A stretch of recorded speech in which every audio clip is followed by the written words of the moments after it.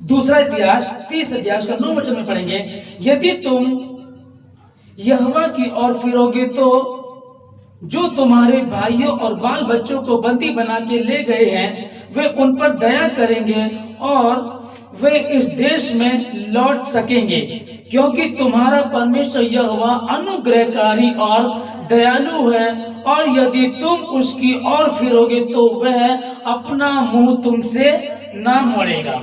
परमेश्वर के पवित्र वचन के पढ़े, सुने, समझे और कबूल किए जाने परमेश्वर की आशीष हो। आमीन। जिस वचन को हमने पढ़ा यहाँ कि दूसरा इतिहास में परमेश्वर हमसे बात कर रहा है, यदि तुम यहोवा की ओर फिरोगे। हालेलुया। अभी के हाल में जैसे हम देखते हैं कि परमेश्वर में हैं, लेकिन बहुत सारे परिवारों में दिक्कतें चलती हैं, परेशानी चलती हैं।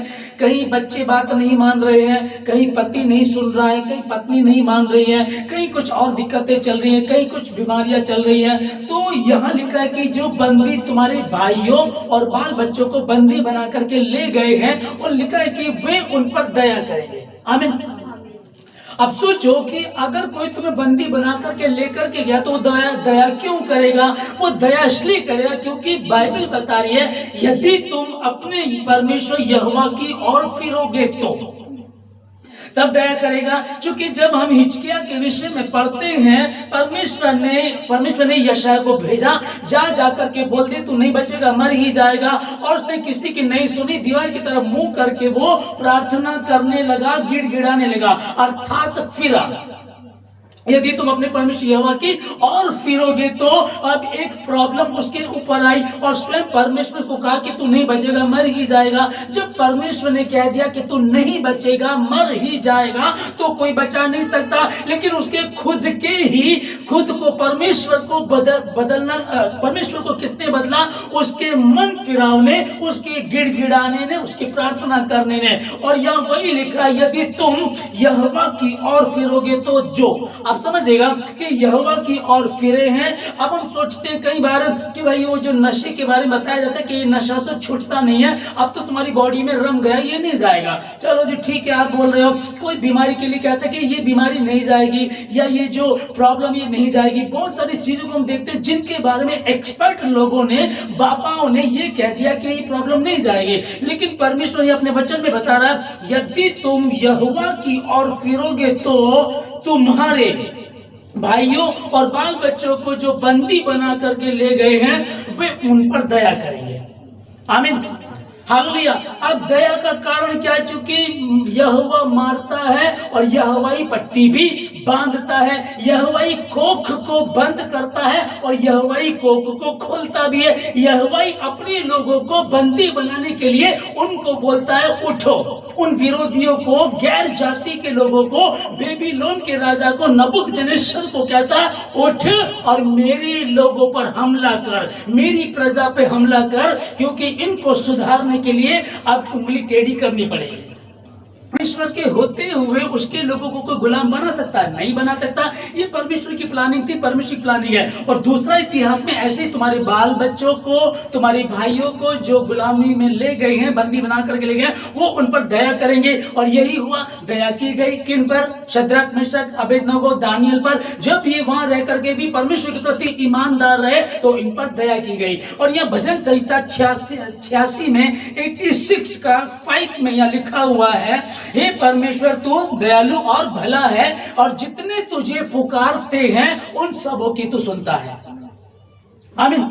उन सबों की तू सुनता, उनके निकट रहता है। और याकूब 4 का 8 में लिखा है, परमेश्वर के निकट आओ तो वह भी तुम्हारे निकट आएगा। या ये नहीं लिखा कि परमेश्वर के निकट आओ तो वह भी तुम्हारे निकट आएगा। अब उड़ाऊ पुत्र की कहानी को जो हम देखते हैं कि वो तो चला गया, जो लड़का था उसका वो तो अपनी जिंदगी को जीने के लिए चला गया, लेकिन बाप को देखते हैं वो बैठा हुआ है। अब बाप तो बैठा हुआ, परमेश्वर बैठा हुआ, परमेश्वर इंतजार कर रहा है। लिखा है कि परमेश्वर के हे बच्चों, हे लड़कों, हे लड़कियों, यहोवा के, परमेश्वर के निकट आओ तो वह भी तुम्हारे निकट आएगा। हे दुचिते लोगों, अपने हृदय को शुद्ध करो। हे पापियों, अपने हाथों को पवित्र करो, हे दुचिते लोगों, अपने हृदय को शुद्ध करो। कई बार क्या होता है कि लोग उलझे रहते हैं, लोग मतलब कि परमेश्वर में रहने के बावजूद भी गलतियां, बेवकूफी, मूर्खता करते रहते हैं। और यहाँ उसी की बात चल रही है, यदि तुम अपने परमेश्वर यहोवा की सुनोगे, उसकी तरफ मुड़ोगे, तो जो तुम्हारे बाल बच्चों को, तुम्हारे भाइयों को बंदी बना करके ले गए हैं, वे भी उन पर दया करेंगे। अब दया करने का समय देगा। अभी भी लग रहा है यार हम लोग तो परेशान चल रहे हैं, लेकिन कितना अच्छा लगता है कि हमारे जो चर्च में हैं, हमारी कुछ बहनें हैं जो लोगों के घरों में जाकर के काम करती हैं और वो कई बार उनकी प्रशंसा करती हैं। अरे भाई, अब देखिएगा दशमांश देने का, मैं दशमांश के बारे में नहीं बोल रहा हूं, लेकिन मैं क्या बताना चाह रहा हूं कि दशमां अंश हम देखते हैं कि जो सिख लोग हैं, उन पूरी दुनिया में उनका लंगर 24 घंटे चलता है। उसी परिवार में हमारी कलीसिया की सुमन बहन वहां काम करती है। तो वो पूछने लगे, ये सुमन काम वाली है, सुमन बहन, और वो उनके मालिक हैं, काम वाली, ठीक है ना। वो कहते हैं कि अरे तो तुझे जो पैसे मिलते तो क्या करती है? तो बहन ने बताया, कलीसिया में सुमन बहन ने उनको बताया कि मैं पहले तो दशमां अंश निकालती हूँ। और जब ये बात पता चली तो वो जिसने जो जी काम वाली हमारी उनको सिखा रही है, और वो अपने लड़के को कह रही, देख ले, थोड़े से पैसों में से भी ना ये इतना दशमांश निकालती है। हालेलुया, है ना। तब वो मतलब तुम वहां काम करते हो, तुम वहां नौकर हो, और तुम्हारे द्वारा परमेश्वर उन्हें सिखा रहा। और कितनी बार उन्होंने सुमन बहन से अपने परिवार के लिए प्रार्थना कराई, अपनी बहू के लिए प्रार्थना कराई। उनकी बेटी जो यहाँ सहारनपुर में की बात चल रही है और पटियाला में उनकी बेटी रहती है, उन्हें फोन करके प्रार्थना कराई। जब तुम अपने परमेश्वर यहोवा की ओर मुड़ोगे, तब तुम्हारा परमेश्वर उनके भीतर उनको नम्र कर देगा, दीन कर देगा, तब वो तुम पर दया करेंगे।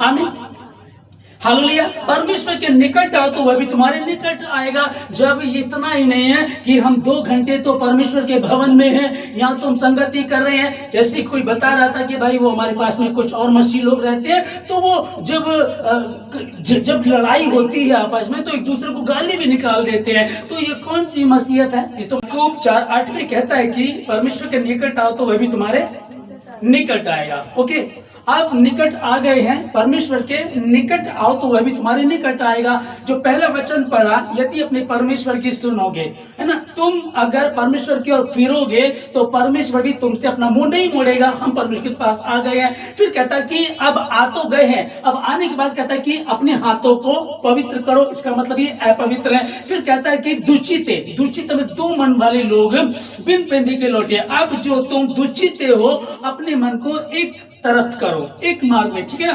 फिर आगे हम लोग पढ़ रहे हैं, यहाँ भजन संहिता 145 का 18 में लिखा है, जितने उसे पुकारते अर्थात सच्चाई से पुकारते उन सबों के वह निकट रहता है। जितने, अब यहाँ ये नहीं लिखा है कि जो ईसाई लोग पुकारते हैं, जो इजरायली लोग हैं वो पुकारते, ये नहीं लिखा है वहां। ये लिखा जितने उसे पुकारते हैं। अब भवन में हम लोग बैठे हैं, ये लिखा है इसमें कि हे पापियों, अपने अपने हाथों को पवित्र करो, हे दुचिते लोगों, अपने मन को शुद्ध करो। तो ये वचन कहाँ बोला जा रहा है? स्टेशन पे, जेल में सिखाया जा रहा है? नहीं, कहाँ? परमेश्वर के भवन में। इसका मतलब वहां पापी बैठे हैं, इसका मतलब वहां ऐसे लोग भी हैं, अभी भी मतलब बिन पेंदी के लोटे बैठे हैं, अभी भी दुचित चाल चलने वाले बैठे हैं, अभी भी प्रॉब्लम वाले बैठे हैं। इसीलिए पहले वचन में, अगर तुम उसकी ओर फिरोगे तो जो तुम्हारे बाल बच्चों को, भाइयों को बंदी बना करके ले गए हैं, वो उन पर दया करेंगे। परमेश्वर के निकट आओ तो वह भी तुम्हारे निकट आएगा। जितने उसे पुकारते अर्थात सच्चाई से पुकारते, उन सबों के वह निकट रहता है। और यशाया 1:18 में लिखा है, आओ हम आपस में वाद विवाद करें। आमीन, आओ हम आपस में वाद विवाद करें। तुम्हारे अधर्म के काम चाहे लाल रंग के ही क्यों ना हो, वे हिम के समान श्वेत हो जाएंगे। जब हम उसके निकट आए तो देखो औकात क्या मेरी, हैं किस खेत की मूली, कहते हैं ना किस खेत की मूली औकात के हमारी, हम हैं क्या हैं हम उसके सामने। लेकिन वो कह रहा है कि आओ हम आपस में ऐसे बैठ करके वार्तालाप करें, बात करें, हम बैठ करके बात करेंगे। और चाहे तुम्हारे अपराध जैसे भी कैसे भी क्यों ना हो, जब तुम परमेश्वर यहोवा की ओर फिरोगे, अपने परमेश्वर यहोवा की ओर फिरोगे, तब वो तुमको आशीषित करेगा। आमीन। अब हम यहाँ हम पहुंचे कि परमेश्वर ने कहा कि सबसे पहले वचन को पढ़ा, फिर हमने भजन संहिता को पढ़ा कि जितने उसको पुकारते उनके निकट रहता। प्रभु तेरा धन्यवाद। फिर उसने कहा कि याकूब की पुस्तक में कि उसके निकट आओ तो वह भी तुम्हारे निकट आएगा। प्रभु तेरा धन्यवाद। फिर पवित्र करने के लिए अपने हाथों को पवित्र करो। प्रभु तेरा धन्यवाद। हम कोशिश करेंगे दूषित लोगों अपने हृदय को पवित्र करो, एक मन होकर के रहो। प्रभु तेरा धन्यवाद हम करेंगे। फिर हमने पढ़ा कि जितने उसे पुकारते अर्थात सच्चाई से पुकारते हैं उन सबों को वह निकट रहता है। फिर यशायाह 1:18 में हमने पढ़ा, यहाँ क्या लिखा है कि आओ हम आपस में वाद विवाद करें। अब हम वाद विवाद करें, परमेश्वर में कोशिश करता हूं कि मैं अपने हाथों को पवित्र करूं। मैं जो दुचित मन का हूं, मैं दुचित मन की हूं, मैं कोशिश करती हूँ पर मेरे से नहीं हो रहा है। हम सच्चे मन से पुकार रहे हैं, परमेश्वर पुकारे उसके पास आए, फिर उसके निकट आए। फिर ये प्रोसेस में है, ये चल रहा है। पहले उसके निकट आए, हमने पुकारा, फिर उसने कहा दुचितो एक मन हो जाओ, फिर उसने कहा आओ आपस में वाद विवाद करें। अब मत्ती 11:28 को यहाँ हम पढ़ रहे हैं, ठीक है ना। यानी कहा कि हे सब परिश्रम करने वाले और बोझ से दबे हुए लोगों मेरे पास आओ, मैं तुम्हें विश्राम दूंगा। परमेश्वर ने यह बात को कह दिया। ओके, तो जब इस वचन को हमने पढ़ा और आगे 29 में हम पढ़ रहे हैं, फिर लिखा है कि मेरा जुआ अपने ऊपर ले लो, क्योंकि मेरा बोझ सहज और हल्का है, मुझसे सीखो क्योंकि मैं मन में नम्र और दीन हूं। कौन सिखा रहा है? परमेश्वर। पहले वचन को दूसरा इतिहास में हमने पढ़ा, यहाँ यदि तुम यहोवा की ओर फिरोगे तो जो तुम्हारे भाइयों और बाल बच्चों को बंदी बना करके ले गए हैं वे उन पर दया करेंगे। अब हम चल तो रहे हैं, एक बात को हमें पता लग गया कि मन फिराना, लेकिन मन फिराने का हिजकिय्याह को बहुत अच्छा पता था कि परमेश्वर ने कहा कि बोल दे हिजकिय्याह तू नहीं बचेगा, मर ही जाएगा। हिजकिय्याह ने किसी से बात नहीं की, एकदम पहले तो वो खुद फिर गया और खुद फिर करके वो भिलक भिलक करके रोया, तड़पने लगा, आंसू निकलने लगे और पश्चाताप किया। और ये बदलाव आया कि तेरी आयु बढ़ा दी गई है। आमीन। ये बदलाव। अब यह लिखा कि मुझसे सीखो क्योंकि मैं मन में नम्र और दीन हूं, क्योंकि मेरा जुआ सहज और हल्का है। अब जुआ जैसे कि कहीं मैं पूछ ही रहा था आप लोगों से, है ना, तो जुआ क्या हो गया? वो जो ताश के पत्ते, अब वो थोड़ा यीशु मसीह सिखाएगा, है ना। कई बार पता नहीं होता। जुआ गांव में अपने घोड़ा बग्गी बैल बग्गी कोई देखो ना, पीछे ठेला होता है जिसपे सामान रखा जाता है, बहुत सारी लकड़ियां दे रहे वो होता है, ठीक है।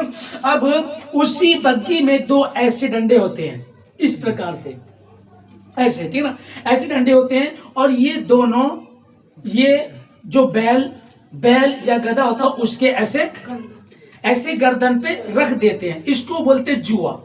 पीछे बग्गी है, आगे ये दो डंडे होते हैं और ऐसे होते हैं, और ये बैल की या घोड़े की या गधे की, खच्चर की ऐसे रख देते हैं उसकी गर्दन पे, ठीक है। समझिएगा, अगर ये जुआ, ये दो डंडे बीच में ना हो, इसको समझिएगा, अगर ये दो डंडे बीच में ना हो तो वो चल भी नहीं पाएगा, वजन खींचना तो बहुत दूर की बात है, बहुत, ठीक है। क्योंकि जब बग्गी है, जैसे वो चलेगा वो पैर में लगेगी, जैसे वो चलेगा वो पैर में लगेगी, वो चल ही नहीं पाएगा, बिल्कुल नजदीक रहेगा। यहाँ बग्गी है, 1 क्विंटल वजन रखो, 2 क्विंटल रखो, 3 क्विंटल रखो, जितना मर्जी चाहो उस पे बोझ रख लो, ये आराम से मस्त चलता रहता है। और अगर ये जुआ ना हो तो ये खींच नहीं पाएगा।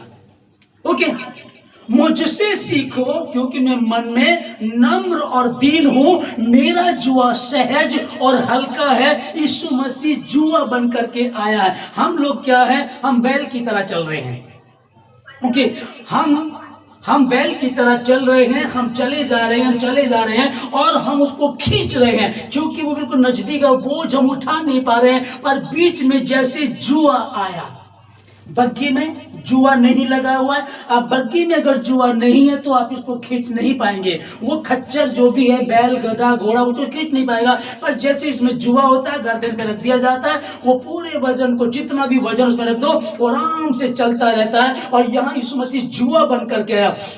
जो बग्गी है, दो परिवार के, घर के जो भी हैं बोझ रहता है, वो हमने सब उसमें रखे हैं। अब उनको लेकर के चल रहे हैं। हे सब परिश्रम करने वाले और बोझ से दबे हुए लोगों, मेरे पास आओ।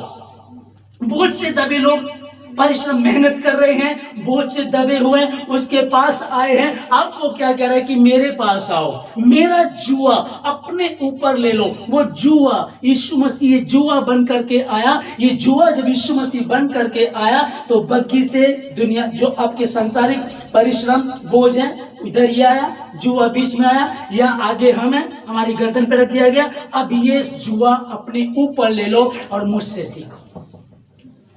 आमीन। हिस्सा परिश्रम करने वाले और बोझ से दबे लोगों, मेरे पास आओ, मैं तुम्हें विश्राम दूंगा। मुझसे सीखो क्योंकि मैं नम्र और मन में दीन हूं। मेरा जुआ अपने ऊपर ले लो, है ना। अब इसको जो उसने बता दिया परमेश्वर हमको, अब हमें क्या करना है उसी रीति से। परमेश्वर यदि वो जुआ नहीं है, इस बग्गी को कितना भी तकड़ा घोड़ा या तुम्हारी भैंस बैल कितना भी तकड़ा क्यों ना हो, इसको खींच नहीं पाएगा। परंतु जैसे ही बग्गी में ये जुआ आ जाता है, वैसे ही वो मस्त चलना शुरू होता है। जितनी दूर लेकर के चले जाओ, जितना भी मर्जी वजन रख दो, जब तक यीशु मसीह जो जुआ बन करके आया, वो कहता है कि मुझे अपने ऊपर ले लो। आमीन। मुझे अपने ऊपर ले लो। प्रभु आपने कहा, हे परमेश्वर के निकट आओ, तो वो भी तुम्हारे निकट आएगा। प्रभु ये तो हमको समझ में आ गया, हम आ गए, हम आकर के बैठ गए परमेश्वर। अब वो कह रहा है परमेश्वर कि हे पापियों, अपने हाथों को पवित्र करो। अब ये मेरे से तो हो ही नहीं पा रहा क्योंकि जुआ नहीं है। अब वो कह रहा है कि हे दुचिते लोगों, अपने हृदय को शुद्ध करो। बिन पेंदी के लोटे, गंगा घाट गए तो गंगा दास नाम रख लिया, जमुना घाट गए तो जमुना दास नाम रख लिया। मतलब कि नाम बदल रहे हैं, कुछ भी नहीं, ठीक है ना। कोई स्टैंडर्ड नहीं है, कोई क्वालिटी नहीं है। बस ये सोच लो कि मतलब कि कुछ भी हमारी हैसियत नहीं है। ये यूहन्ना 6:37 में लिखा है, जो पिता मुझे देता है वो मेरे पास आएगा। ठीक है ना। अभी भेड़ों को ले लीजिएगा, लोगों को ले लीजिएगा। जो पिता मुझे देता है वो मेरे पास आएगा, और जो मेरे पास आएगा उसे मैं कभी भी ना निकालूंगा। आमीन। ठीक है ना। तो प्रभु क्या करा कि उसमें कभी भी नहीं निकालूंगा। अब उसने कहा कि परमेश्वर के निकट आओ तो वह भी तुम्हारे निकट आएगा। जो पिता मुझे देता है उसे मैं कभी ना निकालूंगा। जो पिता मुझे देता है और मेरे पास आता है उसे मैं कभी ना निकालूंगा। अब कहें कि हाथ तो पवित्र हुए नहीं, वो परमेश्वर कर देगा। अब कहें कि दुचिता मन है, वो मन बदल नहीं रहा है। कहीं ना कहीं मैं अपनी आंखों से गंदी चीजें देख लेता हूँ, कहीं ना कहीं जुबान से चुगली कर देते हैं, गाली निकाल देते हैं, कहीं ना कहीं हम गड़बड़ी कर जाते हैं। अब निकट आए हैं तो हाथों को शुद्ध कर देगा, दूषित मन को भी वो पवित्र कर देगा। एक छलनी होती है ना। अब छलनी है लेकिन उसमें छेद नहीं है, और वो ऐसे गली में घूम रहा है, छलनी ले लो, छलनी ले लो। आप उसे देखो छलनी है कहाँ है, इसमें तो छेद ही नहीं है। तो अगर वो छलनी है तो उसमें छेद होने चाहिए, ठीक है। और उसके छेद का मतलब क्या होता है कि जब आटा आप छानते हैं तो आटा तो बारीक बारीक निकल जाता है और चोकर ऊपर रहता है, जिसको हम बाहर डस्टबिन में फेंक देते हैं, ठीक है ना। अब समझिए इसको। तो जो मेरे पास आता, जो पिता मुझे देता वो मेरे पास आता और मैं उसे कभी भी ना निकालूंगा। पर कितने लोग हैं, अब यीशु मसीह के पास 12 चेले थे, लेकिन एक चेले ने पाप किया, चोरी करता था, गद्दारी करता था, वो रहना नहीं। परमेश्वर ने तो उसे नहीं निकाला, लेकिन वो खुद ही निकला। जो पिता ने मुझे दिया उसमें कभी भी ना निकालूंगा। यीशु मसीह ने उसे नहीं निकाला। जबकि वो भोजन कर रहे थे, वो कहने लगा तुम में से एक मुझे पकड़वाएगा। कहने लगा कौन है प्रभु? कि जिससे मैं ये निवाला दे रहा हूं वही है, ठीक है ना। जिससे मैं निवाला दे रहा हूं वही है। तो अब समझ देगा, उसने तो नहीं निकाला, वो खुद ही निकला। जा और जाकर जो तुझे करना वो कर। यहाँ परमेश्वर कह रहा उससे मैं कभी भी नहीं निकालूंगा। बस प्रभु मुझे समझ में नहीं आ रहा मैं क्या करूं। फिर वो कह रहा है हे परिश्रम करने वाले और बोझ से दबे हुए लोगों, मेरे पास आओ, मैं तुम्हें विश्राम दूंगा। मेरा जुआ सहज है, हल्का है। मुझसे सीखो क्योंकि मैं मन में नम्र और दीन हूं। मेरा जुआ अपने ऊपर ले लो। जैसे ही वो जुआ हमारी गर्दन पे आएगा, वो जुआ जो अब तक नहीं था, हम बोझ को उठाए चल रहे, समझ में नहीं आ रहा क्या करें। क्यों गुलामी में गए थे, क्या कारण था? पाप के कारण गुलामी में गए।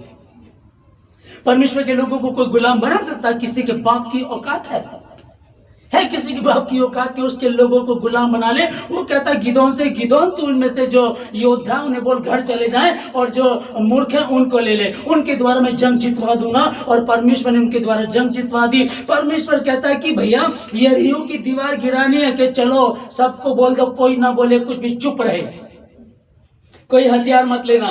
6 चक्कर, एक चक्कर रोज काटना तुमको, और 7वें दिन 6 चक्कर काट के आखिरी में तुमको बोला जय यहोवा की है और यहोवा की ही रहेगी। वो हमारे पक्ष में, तुम्हारा विरोधी कौन हो सकता? जब उसकी जय ललकारी गई तो वो दीवार जो कभी गिर नहीं सकती थी, वो जमीन पर ढह गई।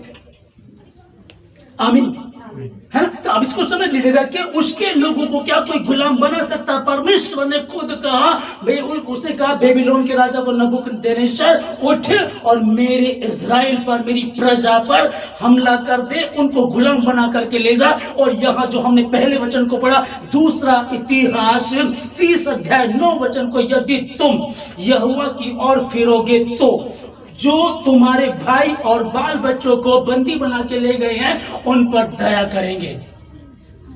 हालेलुया, उन पर दया करेंगे। अभी भी आपके बच्चे को, मेरा बच्चा तो कभी दारू नहीं पीता था, लेकिन उसका एक दोस्त था, पड़ोसी था, जहां वो काम करता उसने बिगाड़ दिया। मेरा लड़का तो कभी किसी की और आंख उठा के भी नहीं देखता था, लड़कियों की, औरतों की इज्जत करता था, गलत संगति में फंसा, अब उस तरह के चक्रों में फंस गया है। मेरा लड़का तो कभी सुना भी ना सकता क्या होता जुआ का, लेकिन वो खेलने लगा। वो जो तुम्हें, तुम्हारे बाल बच्चों को, तुम्हारे भाइयों को, हालेलुया, तुम्हारे भाइयों को, भाई कौन? तुम्हारे भाई, परिवार, रिश्तेदार के लोग, दोस्त लोग जो तुम्हारे हैं, उनको, तुम्हारे बाल बच्चों को बंदी बनाकर लेकर गए, वे उन पर दया करेंगे और वे अपने देश में वापस लौटेंगे। यीशु मसीह के नाम में मैं आशीष देता हूं, आप सबों को लौटना ही पड़ेगा, क्योंकि परमेश्वर का वचन जीवित है, प्रबल है, हर एक दोधारी तलवार से भी चौका है। और उसका वचन ऐसा नहीं है कि वो यूं ही वापस लौट जाए। उसका वचन उन वर्षा की तरह है, उन बूंदों की तरह, उस ओस की तरह है जो जमीन पर पड़ती है और उसको फलवंत करती है, और वहां वापस यूं ही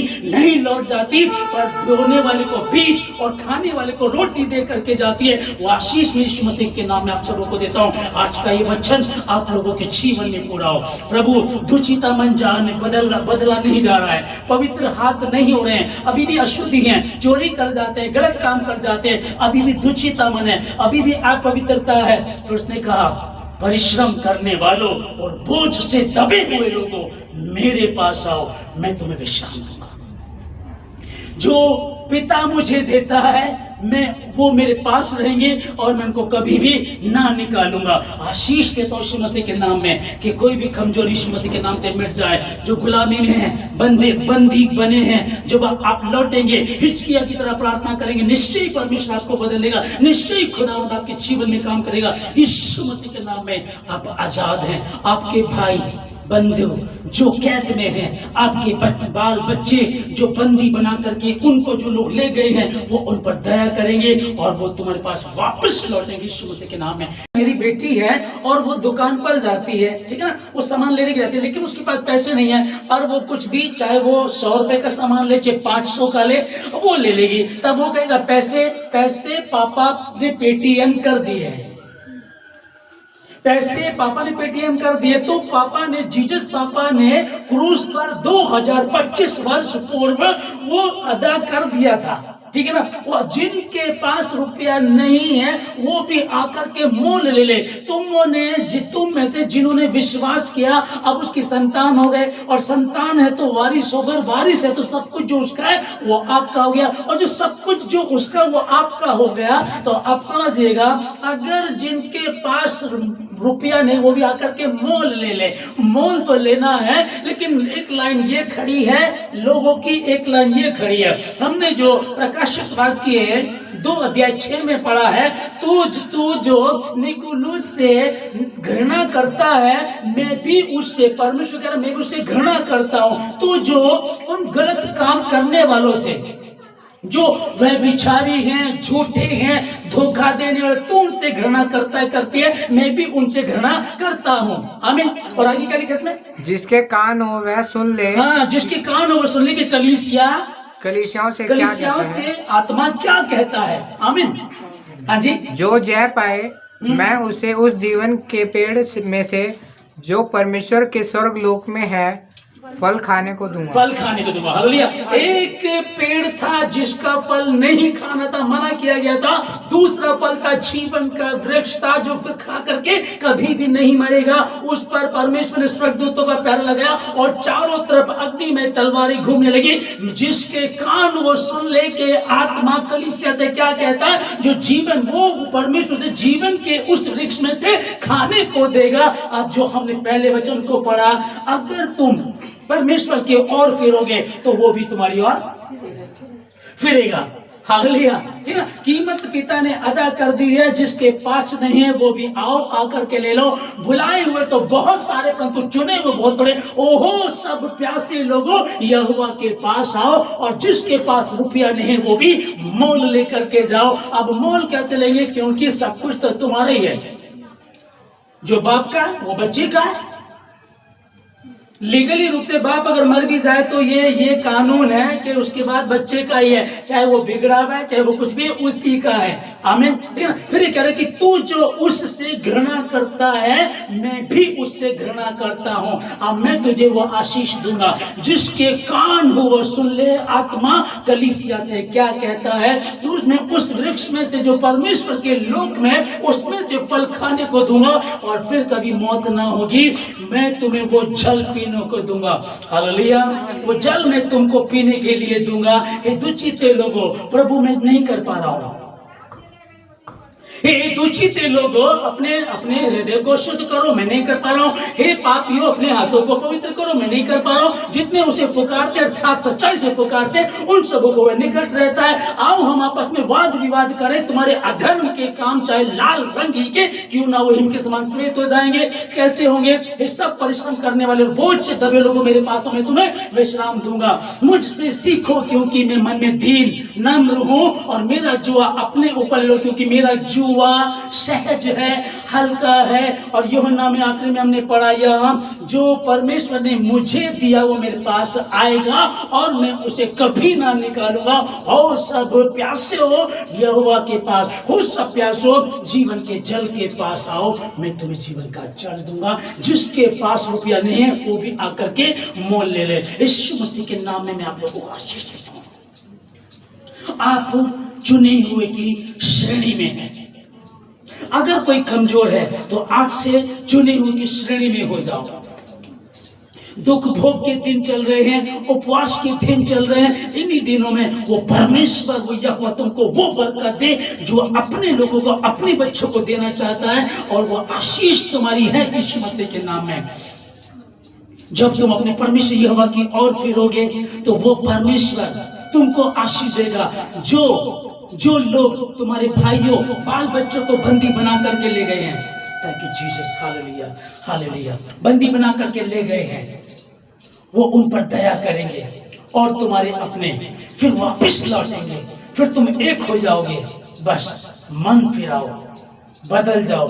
जितने उसे पुकारते अर्थात सच्चाई से पुकारते हैं, उन सबों के वह निकट रहता है। आप पुकारिएगा, उसके निकट आइएगा, जिद्दी बना छोड़ दीजिएगा। अगर किसी में है तो, जितने भवन में है, मैं आप लोगों को आशीष देता हूं यीशु मसीह के नाम में। जितने भवन के आसपास सुनते हैं, उन सबों के लिए प्रार्थना करता हूं, परमेश्वर आप उनको आशीष दीजिएगा। इन दिनों में जो बच्चों के एग्जाम है, परमेश्वर हमारे घर के, हमारे भवन के आसपास परमेश्वर जितने भी लोग हैं खुदावन, उनके बच्चों के लिए प्रार्थना करते हैं परमेश्वर, वो अच्छे नंबरों से पास हो। आप उनकी सहायता करें। जितने भवन में, इन सबों को आशीष, जितने ऑनलाइन सुनते हैं प्रभु जी, मैं इन सबों को आशीष देता हूं। अपनी योजना को इन सबों के जीवन से पूरा करें। अपने अभी तक समय धन्यवाद देते हैं। आगे के समय को आपके हाथ में देके धन्यवाद के साथ प्रार्थना यीशु मसीह के नाम से मांगते हैं, आमीन।